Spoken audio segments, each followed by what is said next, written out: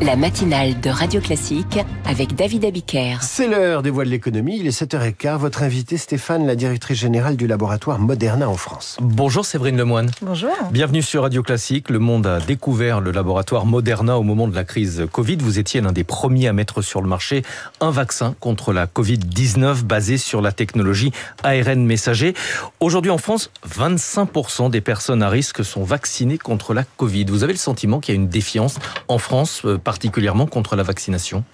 Alors, je ne parlais pas forcément de défiance, mais ce qui est sûr, c'est qu'on a vraiment besoin que la France fasse mieux en matière de vaccination. On a aujourd'hui des taux de couverture vaccinale qui ne sont pas satisfaisants. Si on prend l'exemple de la grippe sur la saison qui vient de se passer, on est encore à 54% uniquement des patients qui ont plus de 65 ans qui se sont fait vacciner. C'est trop peu. 24% uniquement également contre le Covid. Et donc aujourd'hui, la France doit vraiment prendre un virage quand il s'agit de prévention. Je rappelle aussi un chiffre qui est flagrant. On investit aujourd'hui que 3% des dépenses de santé en prévention, c'est trop peu. Et donc nous, on souhaite vraiment, avec les professionnels de santé, s'engager pour que ce taux de vaccination soit au niveau qui nous semble correct. On est aussi trop bas par rapport aux autres pays européens. Donc grosse semaine, grosse actualité pour que les populations puissent se faire vacciner aujourd'hui. Voilà, semaine de la vaccination mondiale du 24 au 30 avril. La France vient de suspendre la vaccination contre le chikungunya pour les plus de 65 ans sur l'île de la Réunion en raison de graves effets secondaires. Vous pensez que ça va donner du grain à moudre à ce qu'on appelle les anti-vax, c'est-à-dire les personnes qui sont viscéralement opposées à la vaccination ? Je peux pas vraiment commenter ce point-là, mais en tout cas, ce qui est sûr, c'est comme tout médicament, voilà, le vaccin doit répondre à des exigences de ratio bénéfice-risque. C'est un point qui est important pour Moderna. On a toujours été particulièrement consciencieux sur cette notion de tolérance. Il faut qu'on soit aussi, très très prudent par rapport à ça, justement pour que les populations aient confiance dans ces vaccins.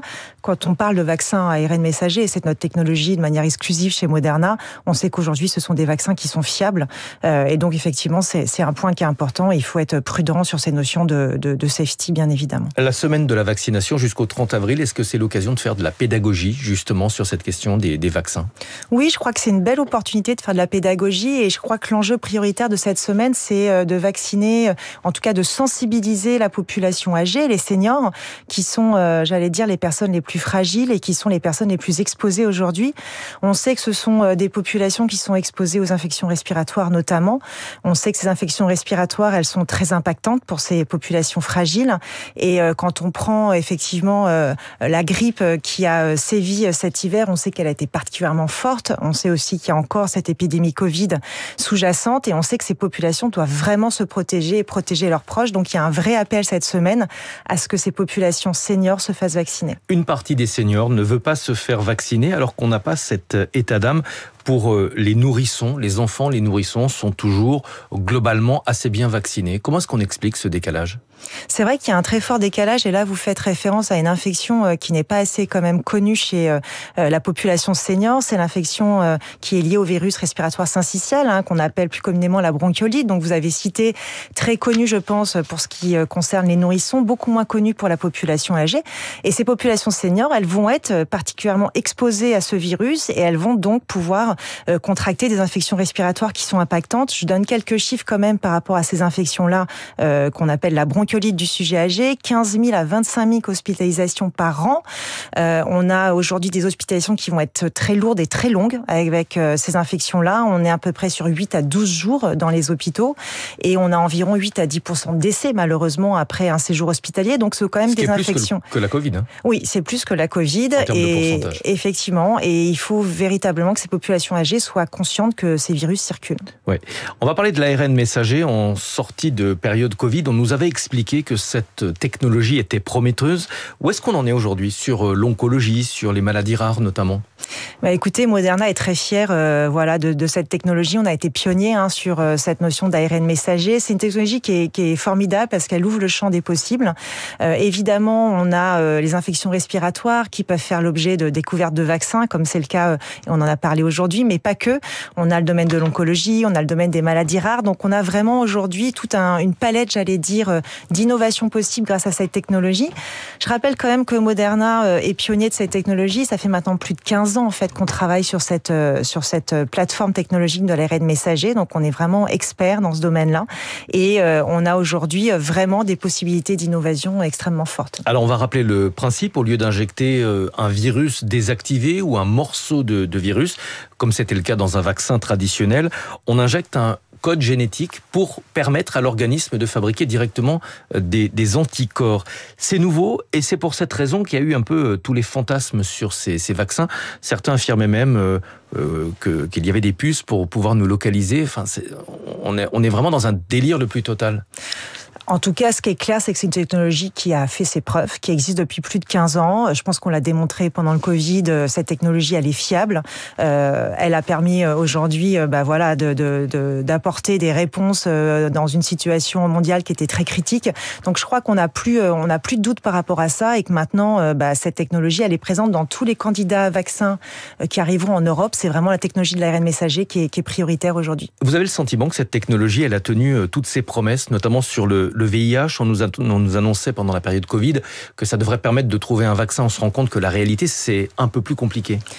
Comme tout développement, j'allais dire, de médicaments, il y a effectivement des choses qui peuvent se traduire et devenir réalité. Et puis parfois, il y a des choses plus compliquées. En tout cas, ce qui est sûr, c'est que cette technologie de l'ARN messager, elle nous permet d'être justement beaucoup plus en succès qu'un développement classique de médicaments. Donc au contraire, on a des taux de réussite dans nos essais cliniques qui est largement supérieur par rapport aux technologies classiques. Moi, je suis très confiante et je pense que l'avenir va être extrêmement intéressant parce qu'il y a beaucoup de choses qui arrivent justement. Les spécialistes nous expliquent que nous serons tôt ou tard confrontés à une nouvelle pandémie. La question n'est pas de savoir si, mais quand. Est-ce qu'aujourd'hui, vous avez le sentiment qu'en cas de nouvelle pandémie, nous serons capables d'être encore plus réactifs grâce à cette technologie de l'ARN messager? Alors, ce qui est sûr, c'est qu'on a appris de notre histoire. Je pense qu'on a pu démontrer pendant la crise Covid qu'on savait être réactif. L'ARN messager, ça nous permet d'être très agile, notamment dans le domaine des vaccins. Et en tout cas, en tant qu'entreprise, Moderna se prépare à toute menace éventuelle. Donc, on a vraiment une capacité aujourd'hui au sein de l'entreprise de se tenir prêt pour toute infection potentielle qui pourrait subvenir dans les prochains mois ou années. Donc, nous, on sera prêts, en tout cas, avec les professionnels de santé pour faire face à cet enjeu-là. Et effectivement, je pense qu'on a beaucoup appris quand même de notre histoire. Mais est-ce qu'il y a aujourd'hui déjà des virus en circulation qui vous inquiètent et qui pourraient constituer une prochaine pandémie sur lesquels vous travaillez déjà? Alors, en tout cas, l'OMS a effectivement toujours cette veille sur d'éventuels virus qui pourraient arriver. On travaille en collaboration avec toutes les parties prenantes et oui, on est en veille.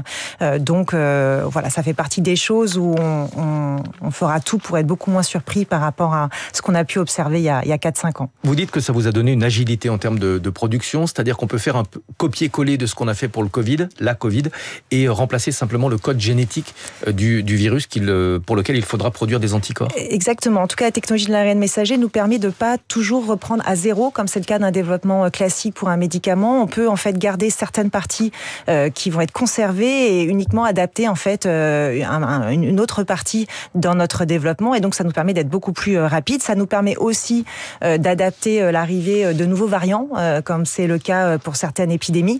Et donc cette agilité-là, elle est vraiment liée à l'expertise ARN messager. Merci beaucoup, Séverine Lemoine, d'être venue ce matin sur Radio Classique, directrice générale en France du laboratoire Moderna. Et puis vous qui nous écoutez, vous pouvez aussi donner votre avis sur la question de la vaccination à travers l'application Radio Classique pour nous envoyer un message. Et sur le site radioclassique.fr. Stéphane, à demain pour toute l'actualité économique dès 6h tout de suite. Et si on parlait français